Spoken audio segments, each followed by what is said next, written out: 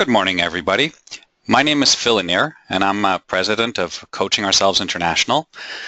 Thank you very much for coming to this webinar today, Coaching Ourselves, a modern approach to developing leaders.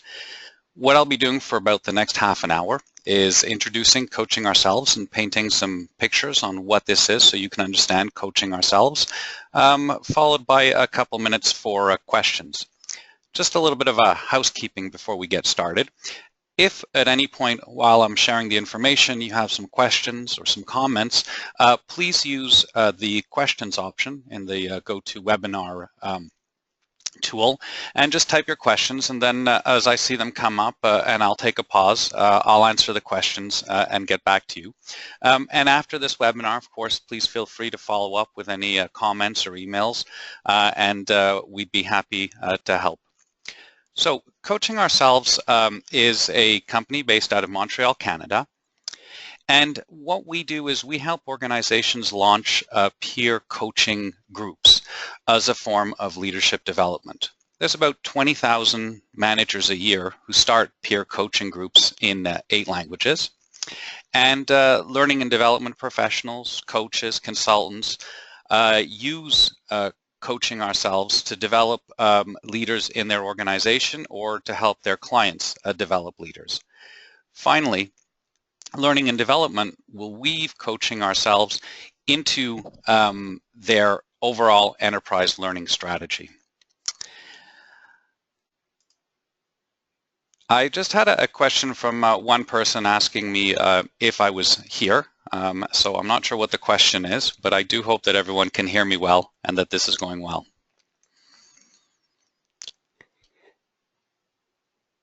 So the next point is this difference between traditional view of learning, and which is a Cartesian view of learning, and the social view of learning. And this is a bit of the background on Coaching Ourselves. Traditionally, when we're doing learning and development, we think of learning implicitly as learning from an expert, and knowledge is therefore seen as a substance, and pedagogy is a transfer of this substance from an expert to the learner. And therefore, it's an individual activity, and typically this type of learning is very powerful for a great many subjects, but for leadership and management development, this isn't the best way to help managers and leaders in organizations so that we can improve organizational effectiveness. The social view of learning, which is based on 2 or more people getting together for reflection and dialogue to generate an understanding of some concept, their actions, their world, what they can do with all of this, is what we're doing with Coaching Ourselves, the peer coaching groups. For us, we see reflection starting off as the beginning of the process, followed by the dialogue, so that people can generate an understanding of the content and, of course, of what they can do with all of this to make an impact on their organization. This type of approach to learning, or this view of learning, is far more powerful than the Cartesian view of learning when we're talking about management. And this is because what is management? It's not a science. Management is a practice largely. And to improve one's practice of management, one needs an opportunity to reflect on what one does, and colleagues to help come to new ideas on what one can do a little bit better within one's organization. So for us, a peer coaching group, we define as a small group of managers helping one another improve their practice of management through reflection and dialogue. And the key idea here is that it's a group of managers helping one another, and management is a practice. Essentially, Coaching Ourselves is a small community of practice which a learning and development professional helps coordinate and set up. The sessions is 90 minutes at a time for a Coaching Ourselves group, 4 to 6 participants, never more. Someone's always the facilitator, whether it's the learning and development professional or one of the participants themselves. and we guide these activities using one of over 80 Coaching Ourselves modules, which provide a context for the reflection and dialogue around a certain theme of management or leadership. From our perspective, when we think about why does this approach work so well in so many organizations, in a very simple way, it's because we're all human beings. We're not human resources. And as human beings, we're very social animals and we help each other. And when we get together into organizations, as Henry Mintzberg, co-founder of Coaching Ourselves, likes to say, the best organizations are really communities of engaged human beings, not collections of detached human resources.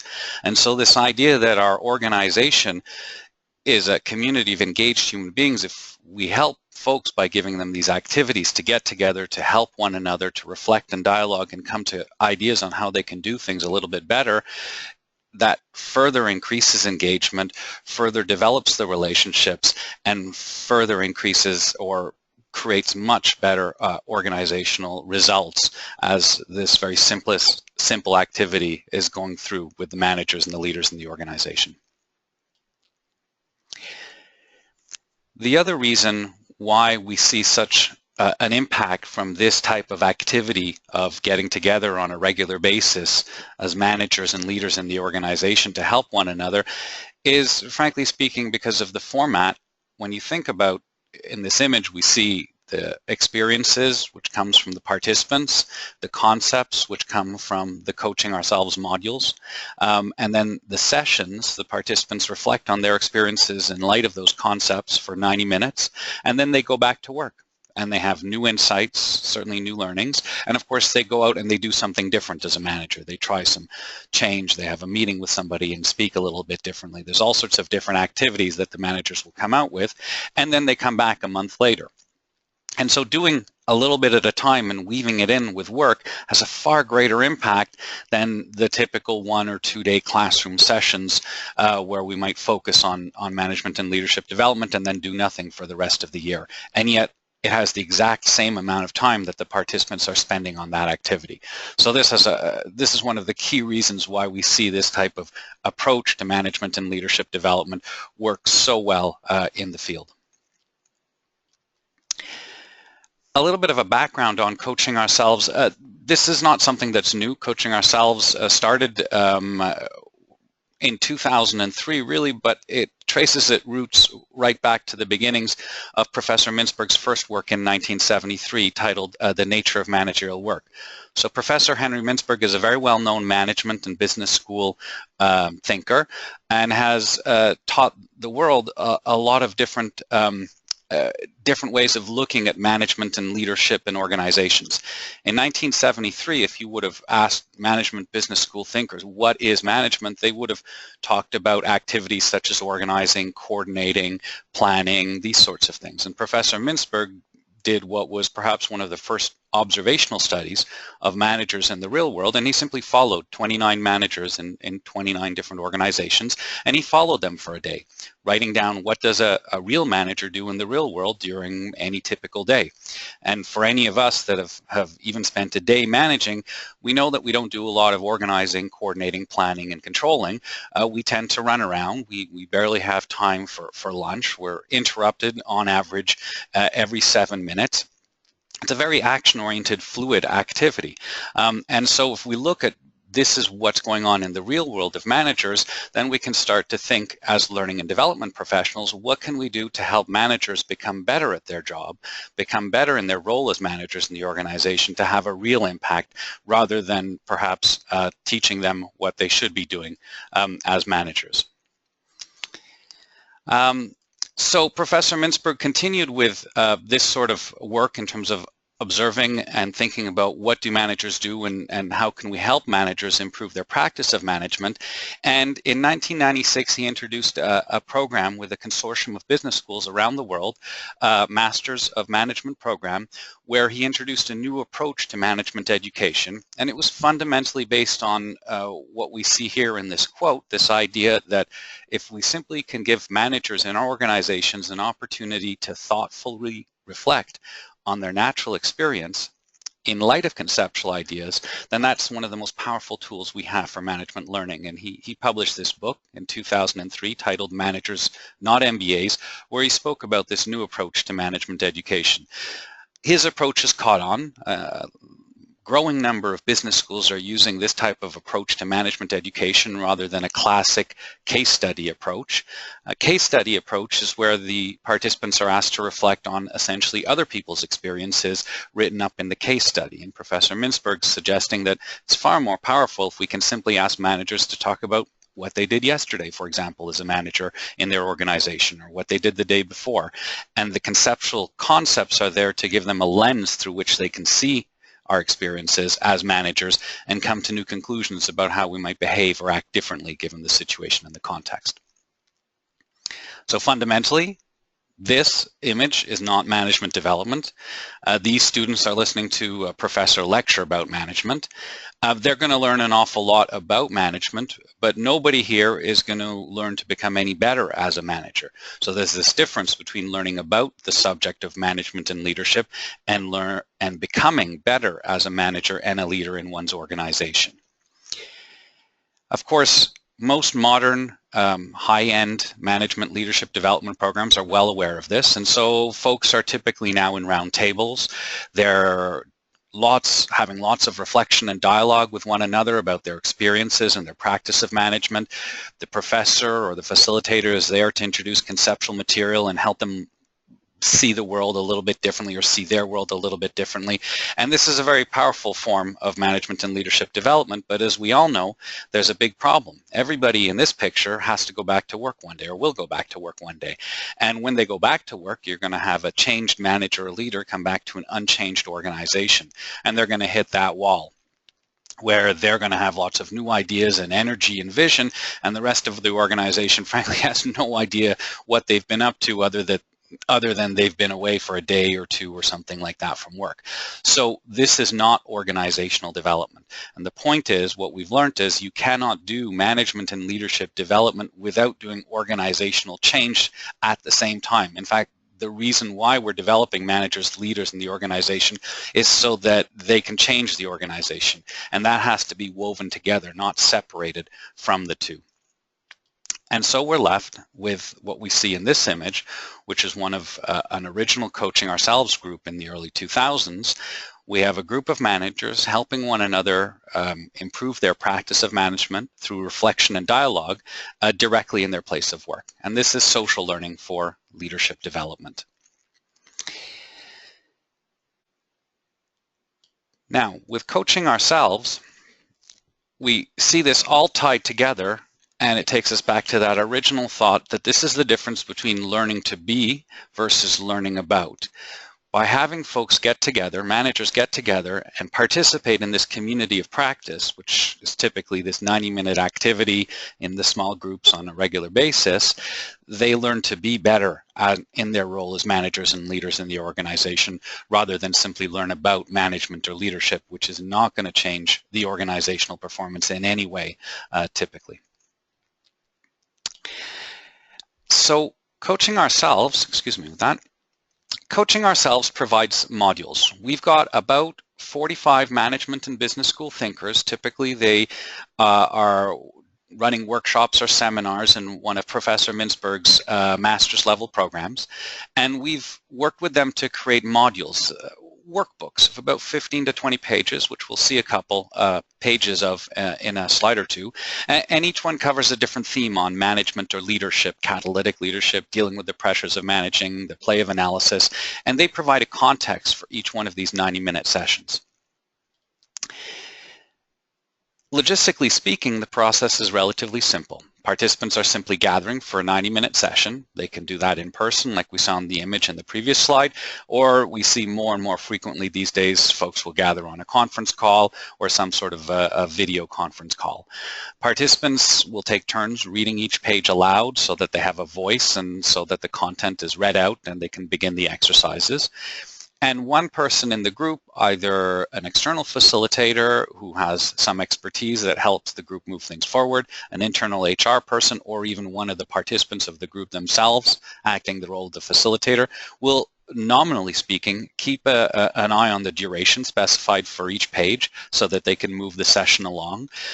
And in a more nuanced way, be aware of the broader goals for this type of activity and be able to, if you wish, influence or move the dialogue in a direction that will help folks talk about what needs to be spoken about so that the organizational changes can start to come out of the decisions that they make through these sessions. Following is a couple of pages of one of the Coaching Ourselves modules so you can get an idea of how this looks. This is a module on accountability. It's titled Accountability, It's a Tricky World, written by David Krillman. In this module, participants spent the 90 minutes talking about essentially this, accountability. And as you'll see how the module does it, it will start by asking them to talk about their own experiences related to accountability, essentially a storytelling of very specific experiences. It will introduce some conceptual ideas on how to make accountability work, and then ask them to reflect back on the stories that they've shared of their own experiences in light of that conceptual material so that they can start to make sense of how they might want to work a little bit differently, behave a little bit differently, or see some aspect of their role as managers in the organization differently, and so change. In this case, the module starts off with a topic overview. This is a bit of text about accountability, and you'll see on the top right-hand corner, the group's given 1 minute to simply read the slide out loud. And essentially, the topic overview will, in this case, you'll see it'll tell the participants to look at the methods for making accountability work, discuss where their attempts to create accountability cause problems, and then develop insights into the ambiguities. So let's take a look at how this is sort of unrolled in this type of a process. So again, imagine 4 to 6 managers getting together in their place of work, in person or on a call. Somebody's facilitating and they've got this module in front of them. Typically it's printed out or on a tablet, and they're going through it. And the prime learning comes from the dialogue that's stimulated, not from reading the page or doing the exercises. So after the topic overview, the participants are asked to do a first simple exercise where they're given a couple of minutes to write down a situation where they've had trouble with a colleague being accountable, what they think went wrong, and of course, most importantly, they're asked to write down and think about what they actually did in this circumstance, and then share their experiences. So now, if we've got 5 people in the group, we have 5 small, very real case studies in front of us that we can work with for the next couple of pages in this module. Then the author on this next slide asks the participants to have a discussion on the difference between accountability and blame. And the author gives them some questions here in terms of, can you think of a time when someone was unfairly blamed for the results, and how should accountability have worked in this case, and then discuss the differences.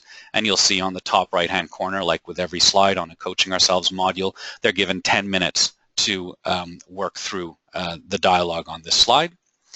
And then on the next slide, as we see here, the author now talks about the key principles of accountability, in this case, clarity, the right situation, and the right person. And then the author on this next slide continues to introduce the idea of clarity in a bit more depth. And then that key question at the bottom of this slide, was lack of clarity, was lack of clarity part of the problem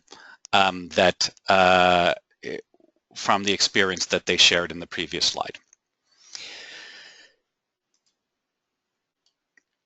And these sessions continue for 90 minutes. The dialogue becomes, of course, increasingly interesting as the trust and the honesty in the group builds. And it starts off with this reflection a little bit on the past, but it ends off with a discussion on what they're going to do and the action going forward. And this creates the changes in participants that take action to change the organization. And in the end, what we're all after is increasing the organizational performance. So to summarize Coaching Ourselves, each group is a small size. It's always the same participants. Typically, groups will do perhaps 6 sessions in a row, 10 sessions in a row, and that will be their program. And after that, they'll celebrate accomplishments and decide if they'd like to do another group of sessions in a row. The group dynamics, of course, are very important, and one of the key rules of thumb that we've learned is never more than one level of difference in the hierarchy in any single group.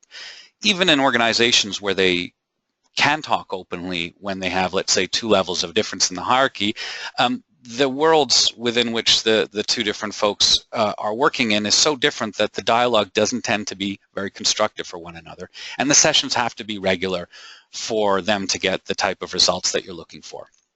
And the facilitator, nominally speaking, is keeping the timing, but more importantly, they're listening a lot and saying the right thing at the right moment to influence the conversation in a way that makes it more productive for everyone and for the organization. The last thing I'd like to share is this question of how do we know that this type of activity, coaching ourselves, or any social learning activity for that matter, works, has a type of impact that we're looking for in our organizations.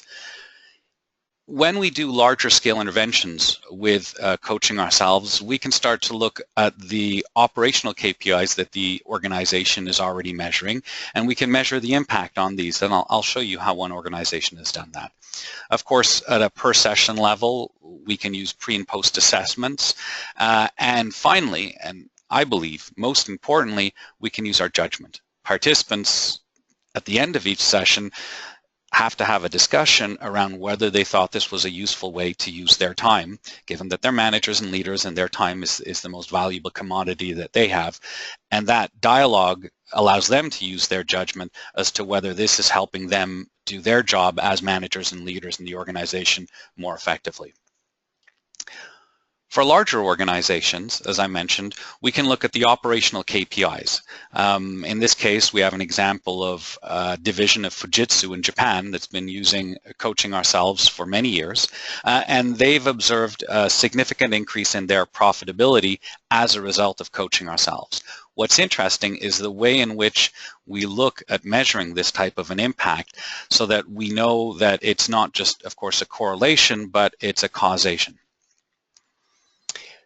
In this next slide, we see an image of the profitability and the revenue of this division. And we see, starting in around the 2011-2012, the profitability, which is the red line at the bottom, started to increase from an average of around 5% to an average of about 8%. And coaching ourselves started as a pilot in the 2009-2010 and started to expand outwards in this organization in a cascading format. So this is correlation. It's very interesting. It doesn't indicate that the profitability increase is due to coaching ourselves, of course. However, what they've done is they've mapped the profitability per department, as we see on this next slide, against the attendance rate to coaching ourselves. And what they notice is a linear correlation between increasing attendance rate in the departments and increasing profitability. And this is enough data for them to indicate not just a strong correlation, but a certain statistical degree of causation between coaching ourselves and the profitability increase. So it's this type of thinking that drives the measurement of the larger scale coaching ourselves initiatives inside of organizations, essentially a form of multivariate analysis. So to finish this off for everybody, how is coaching ourselves used? Most organizations, we see coaching ourselves as what we call a peer coaching groups program, essentially a communities of practice. Managers of a similar level in the organization are organized into small communities of practice. They're introduced to the approach, and either the HR or somebody in the organization becomes the facilitator. They select a series of modules and they run this over, let's say, a 6-month period, 6 modules. And that becomes a simple, lightweight way to introduce coaching ourselves to develop leadership capacity in the organization. In a larger scale, we see hundreds of groups in large organizations start this form of coaching, peer coaching groups, and then we can start to see the organizational change when we're having a certain percentage of the managerial population participating in the program, and we can see the impact then on the KPIs that the organization is already measuring for itself for operational reasons. Finally, for very senior and intense, senior level participants in intense programs, we see organizations using what we call a 5 Mindsets program, which is probably a whole other webinar, and it's Professor Mintzberg's structure that's used in all the master's level programs to guide a transformational development program for senior leaders and executives in organizations. And of course, for many off-site events, Coaching Ourselves is a fantastic, essentially 90-minute breakout session that can be used during one of these all leaders company off-sites. So I'd like to thank you all very much for your time. I know there was a question or two, and I'm just going to see if I can't get to that. If anybody else has any other questions at this point in time, please feel free to share some questions, comments, and I will get to that. Just one moment.